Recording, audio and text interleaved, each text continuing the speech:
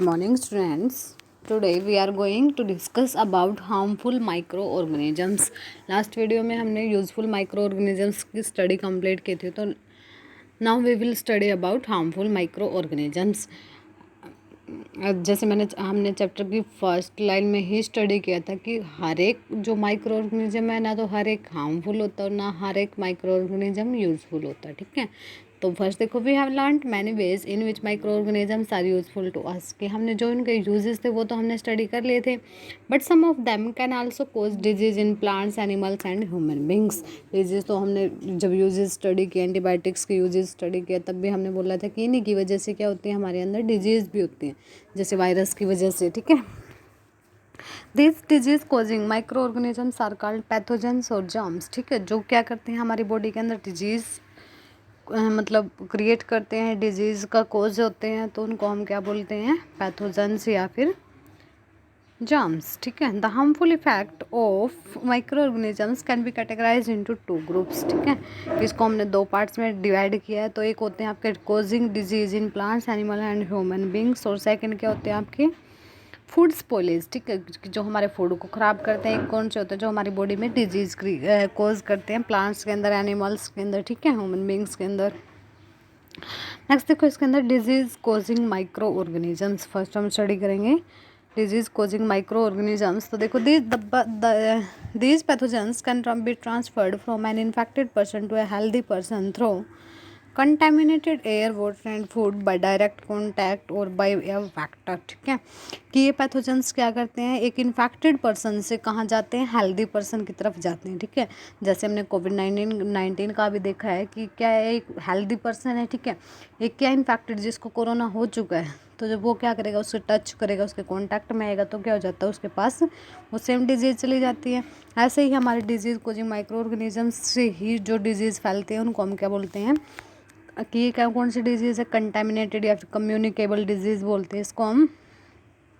ऐसे जैसे कफ है, कोल्ड है, वो क्या होता है, कोल्ड होता है, जैसे एक पर्सन को होता है तो उसके जर्म्स जब दूसरी बॉडी के कांटेक्ट में आते हैं तो दूसरे को भी क्या हो जाता है, सेम कॉमन कोल्ड हो जाता है। ठीक है, तो इट मीन्स कौन सी डिजीज़ है, कम्युनिकेबल डिजीज़। ठीक है, डेफिनेशन आती है यहाँ से कि देखो, कि जो एयर से, वाटर से या फिर फूड से या फिर डायरेक्ट कांटेक्ट से, ठीक है, कि एयर से, वाटर से, फूड से या फिर किससे, डायरेक्ट कांटेक्ट से जो डिजीज़ फैलती है उनको हम क्या बोलते हैं, कम्युनिकेबल डिजीज़। ठीक है, और वेक्टर कैरियर मीन्स कि एक मतलब इन्फेक्टेड पर्सन से कहाँ तक जाती है, हेल्दी पर्सन तक। ठीक है, तो नेक्स्ट टॉपिक देखो, इसके अंदर डिजीज़ स्प्रेड बाय एयर। ठीक है, कि एयर से डिजीज़ कैसे स्प्रेड होती है। When a person suffering from common cold or cough, sneezes or coughs, thousands of pathogens are released into the air। ये तो आपने कई बार सुना होगा कि किसी पर्सन को या तो मतलब कफ है या फिर कोल्ड है, जब वो क्या करता है, उसको कफ होती है, कोल्ड होती है, तो उसके अंदर से क्या निकलते हैं, बहुत सारे पैथोजेंस निकलते हैं और कहाँ आ जाते हैं, एयर के अंदर। ठीक है, when these are inhaled by a healthy person, फिर कोई दूसरा रेस्पिरेशन करता है, वहाँ पे दूसरा पर्सन सांस ले रहा होता है, तो क्या हो जाते हैं, वो पैथोजेंस किसी दूसरी बॉडी के अंदर एंटर कर जाते हैं, किसी हेल्दी पर्सन के अंदर। ठीक है, दे मे कोज infection in them.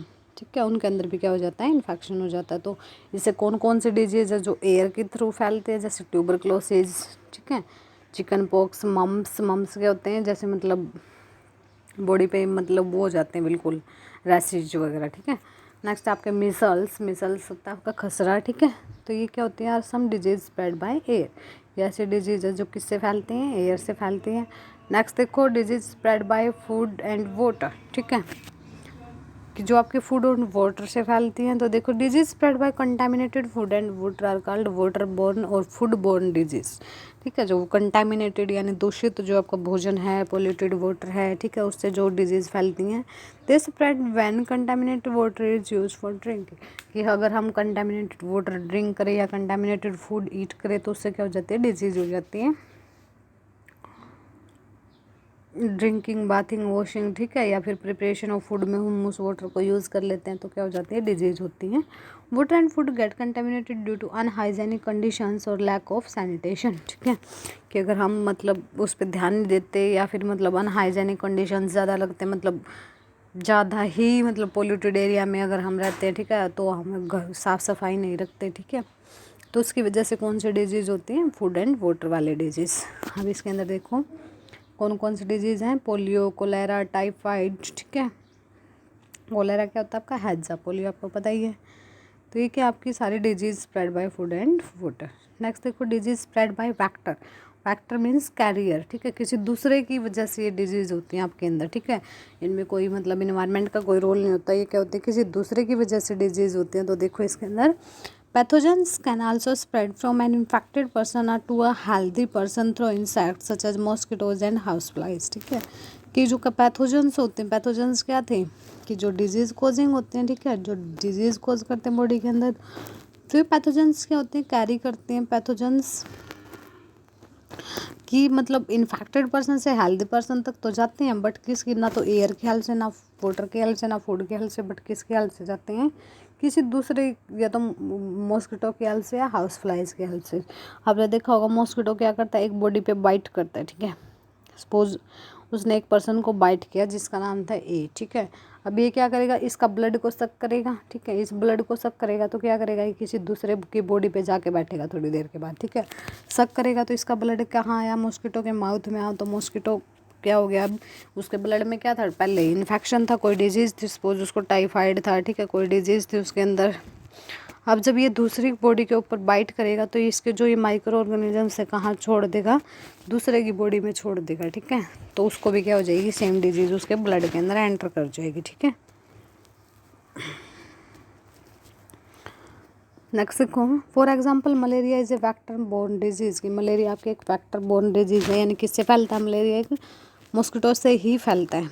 When the female Anopheles mosquito, female Anopheles mosquito हमारा मेल नहीं है, फीमेल है। एनाफ्लीज एक मॉस्किटो है जो क्या करता है, एक पर्सन को बाइट करता है, ठीक है, जो किससे सफरिंग है, पहले ही मलेरिया है उसके अंदर, ठीक है। तो the pathogens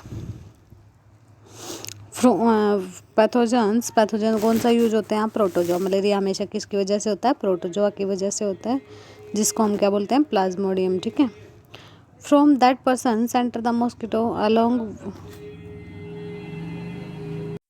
along with blood, ठीक है। कि क्या होता है इसमें कि जो मॉस्किटो है वो क्या कर लेगा, जो उसके पैथोजेंस थे, यानी जो उसके अंदर प्रोटोजोआ की वजह से डिजीज़ होती है, तो उस प्रोटोजोआ का क्या कर लेगा, दूसरे की बॉडी के अंदर मतलब वहाँ से सक कर लेगा ब्लड के साथ, उसके साथ साथ चला जाएगा मॉस्किटो। नेक्स्ट देखो, now when the same mosquito bytes a healthy person, कि अगर वो किसी दूसरे पर्सन को जो हेल्दी है उसको बाइट करेगा, तब क्या हो जाएगा कि ये जो पैथोजेंस थे, यानी ये जो प्रोटोजोआ था, वो क्या हो जाएगा, दूसरे की बॉडी के अंदर एंटर कर जाएगा, ठीक है। और दूसरे पर्सन को भी क्या हो जाएगा, मलेरिया हो जाएगा। नेक्स्ट अभी dengue is another disease caused by virus. ये तो हमारा जो ये मलेरिया है वो किसकी वजह से होता है, प्रोटोजोआ की वजह से होता है, ठीक है। और कौन से मॉस्किटो के बाइट करने से होता है, फीमेल एनाफ्लीज की, ठीक है। नेक्स्ट डेंगू एक अनदर डिजीज़ है जो किससे होती है, वायरस से होती है, and is spread by Aedes mosquito, ठीक है। किससे होती है, एड्स मॉस्किटो से होती है। In the same way when house flies sit on the garbage और dirt the pathogen stick to their body, कि जब कोई भी मतलब आपने देखा होगा कि गार्बेज पड़ा है कहीं पे, ठीक है, बहुत सारा कूड़ा कचरा पड़ा है, तो वहाँ क्या बैठते हैं, मक्खियाँ भी आती हैं और मच्छर भी आते हैं, ठीक है, मॉस्किटोज भी आते हैं और हाउस फ्लाइज भी आती हैं। तो जहाँ पे वो बैठते हैं तो वो गार्बेज क्या हो जाता है, उन्हीं के उस गार्बेज में जो पैथोजेंस होते हैं, ठीक है, माइक्रो ऑर्गेनिजम्स होते हैं, वो क्या उनकी लेग्स के ऊपर स्टिक हो जाते हैं, ठीक है, उनकी बॉडी के ऊपर स्टिक हो जाते हैं। When food is left uncovered, और आपने घर पे अगर फूड को ऐसे ही अनकवर कर रखा है, अनकवर उसको ऐसे ही छोड़ रखा है, तो क्या हो जाते हैं, फिर उसके ऊपर कौन बैठते हैं, मॉस्किटोज एंड हाउस फ्लाइज, ठीक है। तो वो पैथोजेंस कहाँ छोड़ देते हैं, उस फूड के ऊपर, ठीक है। और उससे क्या हो जाता है, फिर वो पैथोजेंस आपकी बॉडी के अंदर चले जाते हैं जो भी उस फूड को ईट करता है, ठीक है। नेक्स्ट देखो, ऐसे कौन कौन सी डिजीज़, अभी गैस्ट्रोएंटेरिटिस, डायरिया एंड ये क्या है, एक फूड पॉइजनिंग हो जाती है, ठीक है।